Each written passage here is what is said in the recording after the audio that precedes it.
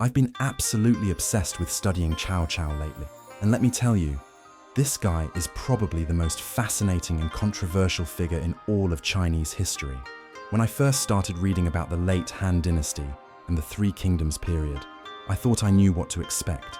You know, the typical warlord story of ambition and conquest. But Cao Cao is so much more complex than that. He's simultaneously one of the most brilliant political minds in Chinese history, and one of the most ruthlessly pragmatic leaders who ever lived. The more I dig into his story, the more I realize that calling him just a warlord is like calling Shakespeare just a playwright, technically accurate but missing the whole picture. Let me start with some context about the world Cao Cao was born into, because understanding the late Han Dynasty is crucial to understanding why someone like him could rise to power. By the time Cao Cao was born around 155 CE, the Han Dynasty was already showing serious signs of decay. This was a dynasty that had ruled China for over 400 years, but by the 2nd century CE, it was plagued by corruption, eunuch interference in court politics, natural disasters, and peasant rebellions. The Yellow Turban Rebellion in 184 CE was particularly devastating. This was a massive peasant uprising led by Zhang Jue that nearly brought down the entire dynasty. It was in this chaotic environment that ambitious men like Cao Cao saw their opportunity. What's really interesting about Cao Cao's background is that he came from what we might call the new money class. His family had wealth, but not the kind of ancient aristocratic lineage that traditionally dominated Chinese politics. His grandfather, Cao Teng, had been a palace eunuch who accumulated significant wealth and influence. Now, being descended from a eunuch carried a certain social stigma in traditional Chinese society, but it also gave Cao Cao something that many of his aristocratic contemporaries lacked: a practical understanding of how power actually worked, as opposed to how it was supposed to work according to Confucian ideals.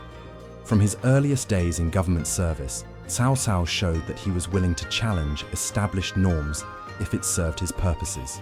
There's this famous story from when he was a young magistrate in Luoyang, the Han capital. The city was plagued by crime, particularly at night, so Cao Cao instituted a curfew and ordered that anyone caught on the streets after dark would be beaten. The thing is, this applied to everyone, regardless of social status.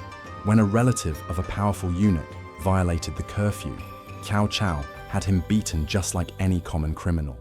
This caused a huge scandal because it violated the traditional Chinese concept that people of different social class should be treated differently by the law. But Cao Cao didn't back down.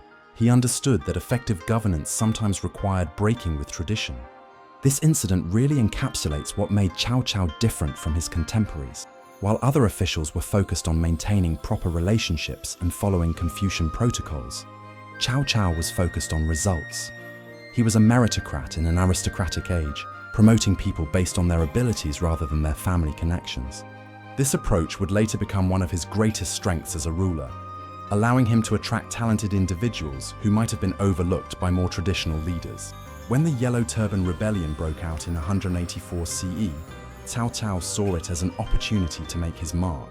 He raised his own army and participated in the campaign to suppress the rebels. This was where he first demonstrated his military genius, but also where he began to show the ruthless pragmatism that would define his career. While other generals were content to simply defeat the rebels in battle, Cao Cao understood that you had to address the underlying causes of the rebellion if you wanted lasting peace. He implemented land reforms and other policies designed to address peasant grievances, but he also used brutal tactics when necessary to maintain order. The real turning point in Cao Cao's career came after the assassination of Emperor Ling in 189 CE. The Han court descended into chaos as different factions fought for control, and the empire began to fragment as regional warlords declared independence. This period, which historians call the late Han Dynasty, or the end of the Eastern Han, was characterized by almost constant warfare and political instability. For most people, this was a disaster. For Cao Cao, it was the opportunity of a lifetime. What's fascinating about Cao Cao's rise to power is how methodical and strategic it was. Unlike many warlords who relied primarily on military conquest, Cao Cao understood that lasting power required legitimate authority. When he had the opportunity to march on the capital and seize the throne directly, he chose instead to rescue the Han Emperor and position himself as the power behind the throne. This was brilliant politics. It gave him the legitimacy of imperial authority, while allowing him the practical freedom to govern as he saw fit. The famous phrase, "holding the emperor to command the feudal lords," perfectly captures Cao Cao's strategy. By controlling Emperor Xian, he could issue orders in the emperor's name, making any opposition to his rule technically treasonous. This wasn't just political theatre. Cao Cao genuinely seems to have believed that maintaining the forms of Han legitimacy was important for China's stability. He could have declared himself emperor at any time after 196 CE, but he chose to remain as the Han Chancellor until his death in 220 CE. This decision reveals something really important about Cao Cao's character and his understanding of Chinese political culture. He was pragmatic enough to seize power when the opportunity presented itself, but he was also traditional enough to understand the importance of legitimacy in Chinese governance. The mandate of heaven concept was deeply ingrained in Chinese political thought. Rulers were only legitimate as long as they governed effectively and maintained the approval of heaven. By preserving the Han dynasty, at least in name, Cao Cao was acknowledging this traditional framework while adapting it to his own purposes. Cao Cao's military campaigns during this period were masterclasses in both strategy and logistics. His conquest of northern China wasn't just about winning battles, though he certainly did that effectively. It was about building a sustainable power base. He established military colonies where soldiers would farm during peacetime, ensuring a steady supply of both food and trained fighters. He implemented comprehensive administrative reforms that increased tax revenue while reducing corruption. He built infrastructure projects that improved communication and transportation throughout his territory. These weren't the actions of a simple warlord. They were the policies of a visionary state builder. One of the most impressive aspects of Cao Cao's military leadership was his ability to adapt his tactics to different situations. Against the Yuan brothers in the north, he used rapid movement and surprise attacks to defeat forces that significantly outnumbered his own. Against the nomadic tribes on the northern frontier, he combined military pressure with diplomatic negotiations to secure the borders. Against rebellious governors in the south, he used a combination of force and political incentives to bring them back into the fold. He wasn't just a good general, he was a strategic thinker who understood that different enemies required different approaches. The Battle of Guandu in 200 CE is probably the best example of Cao Cao's military genius. He was facing Yuan Shao, who commanded an army of over 100,000 men, roughly 3 times larger than Cao Cao's force. By conventional military thinking, Cao Cao should have avoided battle or negotiated a settlement. Instead, he chose to fight, and he won through a combination of superior intelligence gathering, better logistics, and more flexible tactics. The victory at Guandu essentially secured Cao Cao's control over northern China and established him as the dominant power in the region. But what really sets Cao Cao apart from other military leaders of his era is how he treated his enemies after defeating them. While many warlords of this period were known for their brutality toward captured opponents, Cao Cao often showed remarkable clemency. He would frequently pardon enemy generals who surrendered and even give them positions of authority in his own army. This wasn't just magnanimity, it was smart politics.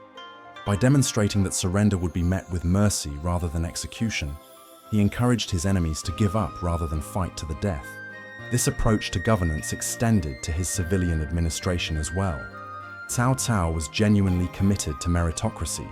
He promoted people based on their abilities rather than their social connections or family backgrounds. His famous Seeking Talents Edict explicitly stated that he was looking for capable administrators regardless of their personal morality or social status.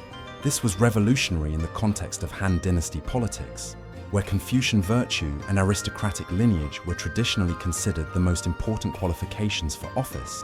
The results of this meritocratic approach were impressive. Cao Cao's administration included some of the most talented individuals of the era, including military strategists like Shun Yu and Guo Jia, administrators like Chen Kun and Kui Yan, and cultural figures like the poet Wang Chan.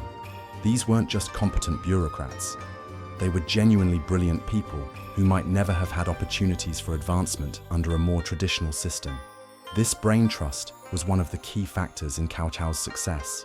Cao Cao's cultural and intellectual interests also set him apart from his contemporaries. He wasn't just a military commander and political leader. He was also a poet, a patron of the arts, and an intellectual in his own right.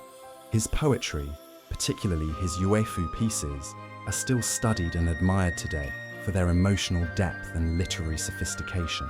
Works like Short Song Style reveal a complex personality, struggling with the tensions between personal ambition and public duty, between pragmatic necessity and moral idealism. This intellectual side of Cao Cao is crucial to understanding his historical significance. He lived during what scholars call the transition period in Chinese literature and philosophy, when the rigid orthodoxy of Han Dynasty Confucianism was giving way to more diverse and experimental approaches to culture and thought. Cao Cao's court became a center for literary innovation, attracting poets and scholars from across China. The famous Seven Sons of Jianan literary circle flourished under his patronage, producing some of the most important poetry and prose of the era. But Cao Cao's relationship with traditional Chinese culture was complicated. While he patronized Confucian scholars and maintained the traditional forms of government, his actual policies often contradicted Confucian ideals. Confucianism emphasized moral virtue, proper relationships between social classes, and rule by ethical example rather than force. Cao Cao, by contrast, believed in practical effectiveness and was willing to use whatever means necessary to achieve his goals. This tension between form and substance would become a defining characteristic of Chinese politics for centuries to come. The famous incident at the Battle of Wancheng perfectly illustrates this tension in Cao Cao's character. During the campaign, his nephew Jiang Shu's wife caught Cao Cao's eye, and he took her as his concubine, despite knowing this would anger Jiang Shu. When Jiang Shu inevitably rebelled, the resulting battle cost Cao Cao his eldest son, his bodyguard Dian Wei, and nearly his own life. From a Confucian perspective, this was a clear example of how personal immorality leads to political disaster. But Cao Cao's response was characteristically pragmatic. He later reconciled with Jiang Shu and even gave him a position of authority, demonstrating that political effectiveness mattered more than personal grievances. This willingness to subordinate personal feelings to political necessity was both Cao Cao's greatest strength and his greatest weakness. It allowed him to make difficult decisions that other leaders might have avoided, but it also earned him a reputation for ruthlessness that persisted long after his death. The massacre at Chuzhou, where Cao Cao's forces killed thousands of civilians in retaliation for his father's death, became a defining moment in how people viewed his character. Even his supporters had difficulty defending actions like this, and his enemies used them as evidence of his fundamental immorality. But here's what's really interesting about studying Cao Cao. The more you learn about the context of his actions, the more complex the moral judgments become. The late Han period was an incredibly violent time, when entire populations were regularly displaced or destroyed by warfare, famine, and disease. In this environment, leaders faced impossible choices between competing moral goods. Was it better to maintain strict Confucian principles and allow the empire to collapse into chaos, or to use harsh methods to restore order and stability? Cao Cao chose the latter path, and while his methods were often brutal, the results speak for themselves. The territories under his control were generally more peaceful and prosperous than those controlled by his rivals. The relationship between Cao Cao and Liu Bei perfectly encapsulates the moral complexities of this period. Liu Bei represented the traditional Confucian ideal of the virtuous ruler. He was supposedly descended from the Han imperial family. He emphasized moral governance, and he attracted followers through personal charisma rather than force. Cao Cao, by contrast, was the pragmatic usurper who cared more about effective governance than moral legitimacy. Yet when you look at their actual records as rulers, the picture becomes much more complicated. Liu Bei's territories in Shu were indeed governed according to Confucian principles, with an emphasis on moral education and benevolent administration. But they were also economically underdeveloped and militarily weak compared to Cao Cao's Wei Kingdom. Cao Cao's territories, while governed more harshly, were also more prosperous, better defended, and more efficiently administered. So which approach was actually more moral? The one that emphasized virtue but left people vulnerable to attack and poverty, or the one that used harsh methods but provided security and prosperity? This moral complexity extends to Cao Cao's famous rivalry with Zhuge Liang as well. Zhuge Liang is traditionally portrayed as the embodiment of Confucian wisdom and loyalty, while Cao Cao is seen as the cunning usurper. But when you examine their actual policies and achievements, both men were brilliant administrators who genuinely cared about the welfare of their subjects. Zhuge Liang's government in Shu was indeed more principled in some ways, but it was also more rigid and less adaptable than Cao Cao's administration in Wei. The famous scene from Romance of the Three Kingdoms, where Cao Cao and Liu Bei discuss heroes while watching the plum blossoms perfectly, captures this dynamic. Cao Cao tells Liu Bei that only the two of them truly understand what it means to be a hero in their chaotic times. This wasn't just political posturing. It was a recognition that effective leadership in a period of crisis requires a different kind of moral framework than leadership in times of peace and stability. One aspect of Cao Cao's legacy that really fascinates me is how his reputation has evolved over the centuries. During his lifetime and immediately after his death, he was generally viewed as a capable ruler who had brought stability to northern China. But as the centuries passed and the immediate memory of the chaos he had ended faded, he began to be viewed more negatively. The Romance of the Three Kingdoms, written over 1,000 years after his death, portrayed him as the primary villain of the Three Kingdoms period, emphasizing his ruthlessness while downplaying his achievements. This shift in reputation reflects changing Chinese attitudes toward authority and governance. During periods of political stability, Chinese culture tends to emphasize Confucian ideals of moral governance and virtuous leadership. During periods of chaos and division, there's more appreciation for strong leaders who can restore order, even if their methods are harsh. Cao Cao's reputation has risen and fallen with these broader cultural cycles, making him a kind of barometer for Chinese attitudes toward political power. What's really striking about Cao Cao's administrative innovations is how many of them became standard practices in later Chinese dynasties. His system of military colonies was adopted by numerous later rulers as a way to maintain armies without bankrupting the state treasury. His meritocratic approach to government appointments influenced the development of China's civil service examination system. His integration of military and civilian authority became a model for how Chinese emperors would govern frontier regions. In many ways, Cao Cao was more innovative as an administrator than as a military commander. The economic policies implemented in Cao Cao's territories were particularly forward-thinking. He established state monopolies on salt and iron, using the profits to fund public works projects and maintain the army. He implemented land reform programs that redistributed property from wealthy landlords to landless peasants, increasing agricultural productivity while building political support among the common people. He invested heavily in infrastructure projects, including canals, roads, and granaries that improved both military logistics and civilian commerce. These weren't just short-term expedients, they were systematic attempts to build a more efficient and equitable economic system. Cao Cao's approach to religion and philosophy was equally pragmatic. While he maintained the traditional Han Dynasty support for Confucianism, he was also open to other schools of thought when they served his purposes. He patronized legalist philosophers who emphasized strong central authority and efficient administration. He supported Taoist thinkers who provided alternative approaches to governance and personal cultivation. He even showed tolerance for Buddhism, which was just beginning to establish itself in China during this period. This intellectual pluralism was unusual for a Chinese ruler and contributed to the cultural flowering that occurred in his territories. The military innovations developed during Cao Cao's campaigns had lasting impact on Chinese warfare. His use of coordinated infantry and cavalry formations became standard practice in later armies. His emphasis on logistics and supply lines influenced Chinese military thinking for centuries. His integration of siege warfare with rapid movement tactics was studied by military theorists throughout Chinese history. But perhaps most importantly, his understanding that military success required political legitimacy became a fundamental principle of Chinese strategic thought. One thing that really strikes me about Cao Cao is how modern his approach to leadership feels in many ways. His emphasis on meritocracy, his willingness to adapt his methods to changing circumstances, his understanding that effective communication was crucial to maintaining authority. These are approaches that wouldn't seem out of place in a modern corporation or government. Obviously, the specific context was very different. but the underlying principles of effective leadership that he embodied are remarkably timeless.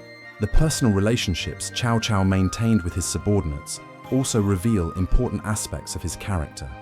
Unlike many autocratic rulers, he seems to have genuinely valued the advice and counsel of his ministers and generals. He was willing to admit when he was wrong and change course based on new information. He showed real grief when talented subordinates like Guo Jia died, and he went to considerable efforts to take care of their families. These aren't the actions of a simple tyrant. They suggest someone who understood that effective leadership requires building genuine relationships with the people you work with. At the same time, Cao Cao could be ruthless when he felt it was necessary. The execution of Kong Rong, a famous Confucian scholar who had criticized his policies, showed that he wouldn't tolerate political opposition even from respected intellectuals. The harsh treatment of cities that resisted his armies demonstrated his willingness to use terror as a political tool. These actions damaged his reputation among intellectuals and contributed to his negative portrayal in later literature. But they also established his authority and discouraged further resistance. The complexity of Cao Cao's character is perhaps best illustrated by his relationship with his own family. He was a devoted father who went to great lengths to ensure his sons received excellent educations and were prepared for leadership responsibilities. He was genuinely grief-stricken when his eldest son Qiaoang died at the Battle of Wancheng. Yet he was also willing to use his family members as political tools when necessary, arranging marriages and appointments based on strategic considerations rather than personal preferences. This tension between private affection and public duty was a constant theme in his life. Cao Cao's death in 220 CE marked the end of an era in Chinese history. His son Cao Pi officially ended the Han dynasty and established the Wei Kingdom, beginning the formal Three Kingdoms period. But in many ways, the political and cultural changes that Cao Cao had initiated were already irreversible. The old aristocratic order of the Han dynasty was gone, replaced by a more meritocratic system that rewarded talent over birth. The traditional Confucian consensus about governance had been shattered, opening the door for more diverse approaches to political philosophy. The very nature of imperial authority had been transformed from a hereditary mandate to something that had to be continuously earned through effective performance. Looking at Cao Cao's legacy from a modern perspective, I'm struck by how relevant many of the issues he faced still are today. How do you balance moral principles with practical effectiveness in governance? How do you maintain legitimacy while implementing necessary but unpopular reforms? How do you build and maintain a coalition of talented people with different backgrounds and perspectives? How do you adapt traditional institutions to meet new challenges? These are questions that leaders in every era have to grapple with, and Cao Cao's approaches, both his successes and his failures, offer valuable insights. The literary and cultural impact of Cao Cao's era is impossible to overstate. The Jianan period, named after the reign title used during the time when Cao Cao controlled the Han court, is considered one of the golden ages of Chinese literature. The poetry produced during this time, much of it directly influenced by Cao Cao's own work and patronage, established new forms and themes that influenced Chinese literature for centuries. The historical records produced by scholars in his court, while obviously biased in his favor, provide crucial documentation of one of the most important transitional periods in Chinese history. What really gets me about studying Cao Cao is how he challenges simple moral category. He's not a traditional hero or villain. He's something more complex and ultimately more human. He was capable of great cruelty and great kindness, sometimes within the same day. He could be incredibly wise in his strategic thinking and remarkably foolish in his personal behavior. He genuinely cared about the welfare of his subjects while also being willing to sacrifice individual lives for what he saw as the greater good. These contradictions don't make him a hypocrite. They make him a real person dealing with impossible circumstances as best he could. The more I study this period of Chinese history, the more I appreciate how extraordinary Cao Cao's achievements were. He took control of a collapsing empire, fought off numerous rivals and invaders, implemented sweeping reforms, patronized one of the great flowering periods of Chinese culture, and laid the groundwork for the eventual reunification of China under the Jin dynasty. Yes, his methods were often harsh, and yes, he made serious mistakes that caused real suffering, but he also prevented the complete collapse of Chinese civilization during one of its most vulnerable moments.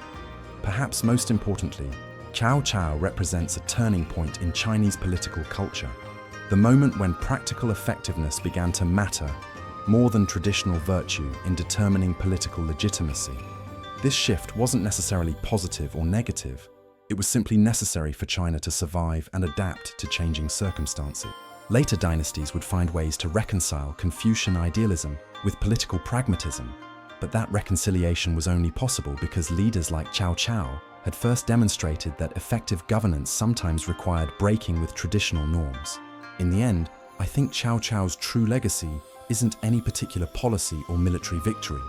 It's the demonstration that political leadership in complex times requires moral complexity. Simple adherence to traditional principles isn't enough when those principles no longer address the challenges you're facing. At the same time, pure pragmatism without any moral framework leads to arbitrary tyranny. The trick is finding a way to adapt your principles to new circumstances without abandoning them entirely. Cao Cao didn't always succeed in this balancing act, but his attempts to do so helped define what political leadership could look like in a changing world. That's why his story still resonates today, and why I find myself constantly returning to it as I try to understand how power works and how it should work in any era.